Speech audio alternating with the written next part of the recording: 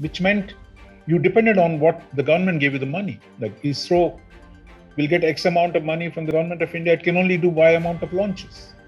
But if you let in more resources come in, if you had privatized earlier, if you had created indigenous capabilities, not just in the government departments, but outside, you could have better used space, because after all, we were one of the early space powers, going back to the 60s.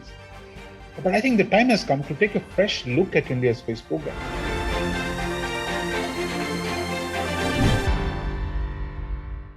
So in this week's Rajamandala, you've looked at the moon and the sort of all near strategic competition around the moon, with China on the one hand, with Russia working towards an international space station-like arrangement, and the US and a large number of countries. Recently, there's been talk with the Prime Minister's visit to Washington that India would join the Artemis initiative, which has quite a few countries recently: Brazil, UAE, Japan, a large number of countries.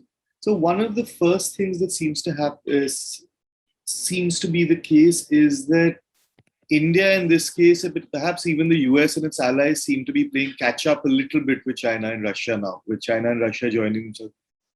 Do you think that China has a somewhat unassailable head start, also given that it has lesser partners in that sense to work with? It's China and Russia does have a history of being a spacefaring nation and a pioneer in that regard. I think the US was really in a race with itself in the 60s. I mean, in the end, only they landed man on the moon, though they started saying Russians are going to do it, so therefore we need to do it. But once they kind of got over in the early 70s, they really forgot about the moon in a fundamental ways. So it's true that they've now woken up to see the expansive Chinese ambitions on the moon, and therefore they are playing catch up. But given the scale of the resources the US can mobilize, its capacity for private sector innovation, and the rapid growth of the US space companies, which they do the kind of things that few in the world do. So it's not too late, I would say, for the US. And the US has more expansive friends in Europe, in Japan, which are all major spacefaring nations. So I think the battle lines are just being drawn. So I don't think it is, uncoverable distance between any of them. So, you talk about in the piece, everyone should read it, has a lot of detail on both the history and the current juncture. It will be available on the indianexpress.com, and probably wherever you're watching this video, it should be in the description. You talk about the Outer Space Treaty, which was the basic governing principle, which is quite lofty. Space shouldn't be militarized. It should be like a global commons, that kind of thing. And in reality, of course, the US was the major power in space, so it was sort of convenient. And you draw the parallel between, and even in language, how it's actually very similar to what happens in terms of maritime law and the maritime arena, international trade, international relations. So do you think that, that kind of, that China is going to buy into this rules-based order? And we look at it as it's sort of code for anti-China, people say, when you look at rules-based order, and the Indo-Pacific is a way of saying China is acting against that order. Do you think that a similar kind of dividing line is going to be there in outer space now, or around the moon, with China and Russia on the one hand saying, who are you to decide what the rules-based order will be? No, I think that's part of the problem. The Chinese want to set their own rules. So it's not that when we talk about rules-based order that is against China, take the maritime domain. Yeah. The Chinese say international law of the sea does not apply to their claims in the South China Sea. Yeah. Now, the Permanent Court of Arbitration in Geneva said, look, you can't claim, the way they claim the islands, the reefs, the waters, and claim the whole of South China Sea as theirs. So when Philippines went to the court, they won the argument on every count unanimously. The Chinese said, no, we don't give a damn for International Court of Justice. And these are historical claims. So they're not, judiciable by laws that came in later. So I think, look, China is no innocent baby. I think they are using their new-grown power for national advantage. So that's what is the situation in South China Sea. And they're going to do something similar, interpret laws on their own, create capabilities in outer space, which then will challenge the other powers. So So that's why the Artemis Accords, I mean, in terms of laying out a broad set of rules, sticking broadly with the Outer Space Treaty, of course, I mean, you need to reinforce it. You need to create more supportive instruments because, as we mentioned, when the Outer Space Treaty was created in 1967, I mean, there were no capabilities to exploit space. That is what has changed. So the conditions have changed. So therefore, we need new rules of the road. And whether Russia, China join it immediately or not, a large number of spacefaring nations, if they can agree to a set of norms, then I think there is a better chance it becomes customary international law, and over a period of time, we can pursue it. Because in the end, it is in the interest of China and Russia to have an agreed set of rules rather than a contested domain where each one has two sets of different rules. So, India has, I mean, from the public understanding, the everyday understanding is that we're really good at launching cheap satellites, and that's been one of our major this thing with a certain amount of payload. But like you said, the payload for the Chinese mission, one of the Chang missions, was some 10x or 100x, 10x of the Chandrayaan mission. What is the kind of thing that say technology transfer, knowledge base that India needs to create locally? I mean, within our borders, and what kind of assistance or development or advancement should we expect as and when we get more and more into the Artemis Accords? I think the problem for India has been to devise missions. We can take credit for being very austere, they're very, low cost. That's all true. But in the end, if you're shooting a rocket to the moon, and finally your explorer is only, 40 kilos. Yeah. I mean, so what are you achieving? I mean, it is prestigious, In fact, but the fact is, this kind of stuff was done by the Russians in the 60s and the Americans in the 60s. Why are you replicating just because you want to wear the flag, celebrate, look, we also went to the moon. But in terms of what you achieve in those objectives is fairly limited. So I think the time has come, for India to go back to international cooperation with your partners. Like if you go back to India's space program in the 60s, it was developed in partnership with other countries. The first satellites were built by the Americans. The French gave us assistance in the rockets. The Russians came in the 80s. But what's happened after India's nuclear test in 74 was the international community began to pose restrictions on cooperation, on technology transfers, a whole range of things. And they wanted to roll back India's nuclear program. So we became isolated, and isolation produced more of an inward-oriented program because the rest of the world was not willing to cooperate. So I think the external circumstances and internally, instead of drawing in the private sector, through the 70s, the whole policy drift was to more state monopoly, more state control, more state regulation, which meant you depended on what the government gave you the money. Like ISRO will get X amount of money from the government of India. It can only do Y amount of launches. But if you let in more resources come in, if you had privatized earlier, if you had created indigenous capabilities, not just in the government departments, but outside, you could have better used space because after all, we were one of the early space powers going back to the 60s. But I think the time has come to take a fresh look at India's space program. What are our long-term objectives? One in general in space and one in particular to moon, given the geopolitical contestation that's emerging. Second, how do we work with other powers? For example, if the Russians and the Chinese and the Americans are essentially saying they're going to build a space station orbiting the moon, you go there, you dock there, and then from there, you take your little whatever vehicle, go down, build a base, do research, come back into the space station and come back to Earth, assuming when you have human crews. But that is works more efficient than just shooting one little, small rocket all the way down there, which kind of does very little. You can say, look, it's very clever, very smart, but then Chandrayaan 2 didn't succeed.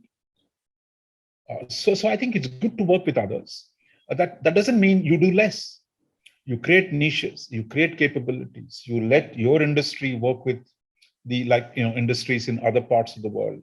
Because India has shown in IT and other areas that it can actually take the leadership in a number of areas. So opening it up, the sector, for international and collaboration, that is one part. Second, I think we should also now focus on changing and dealing with the laws. that India now still doesn't have a space law internally that permits a whole range of activities, because the scale of activity has emerged, but we still don't have the laws to govern those activities. So I think we need a domestic space legislation that actually creates a good regulatory framework for promoting, not to control and limit private sector, but to grow the space business in general. So the government should limit itself to one, basic research and basic scientific and technological research. Second, the military applications.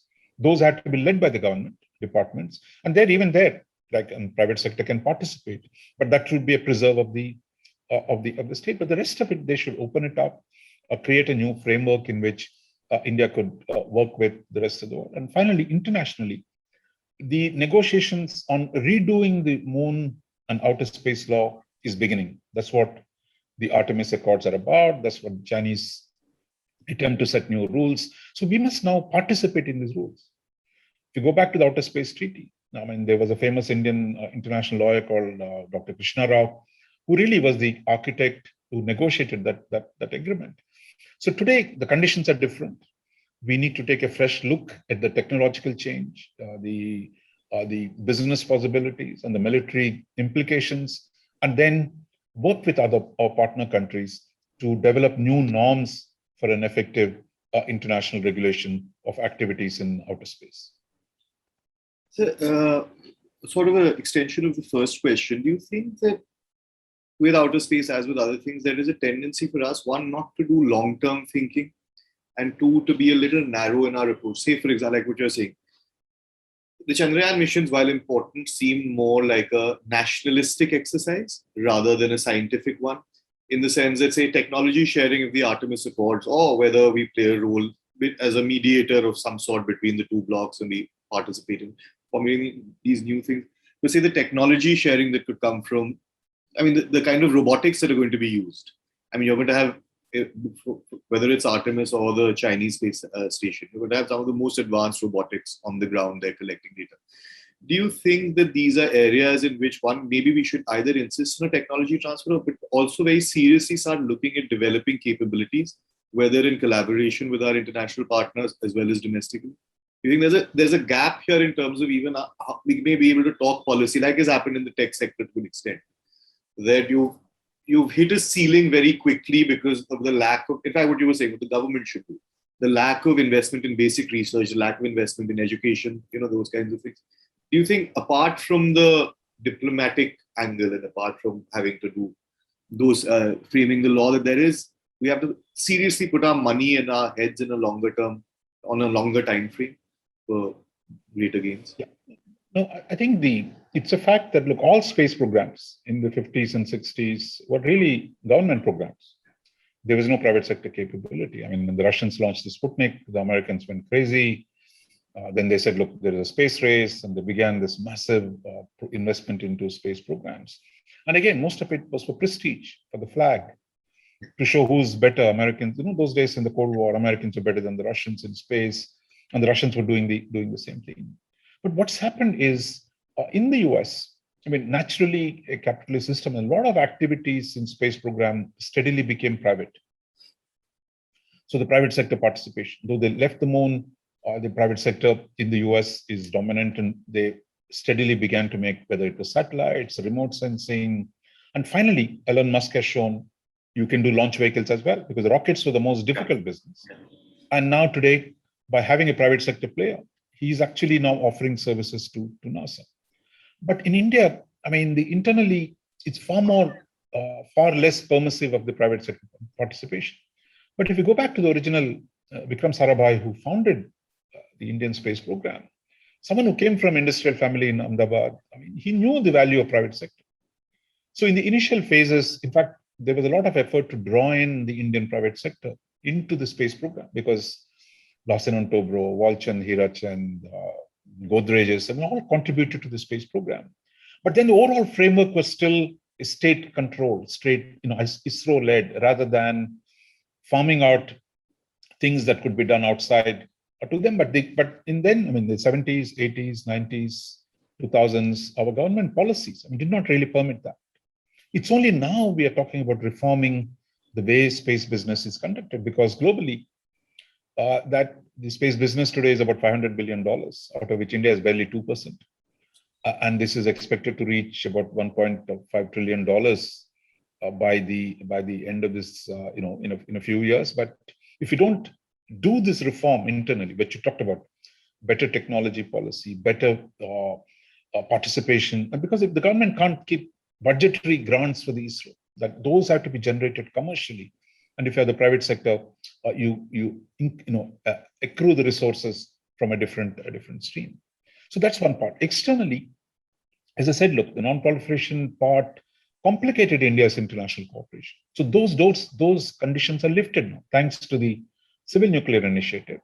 And that was not just about nuclear, it actually lifted a whole lot of non-proliferation restrictions on India. So today, the world is open, at least the West is open for cooperation with us in a way that it was not before.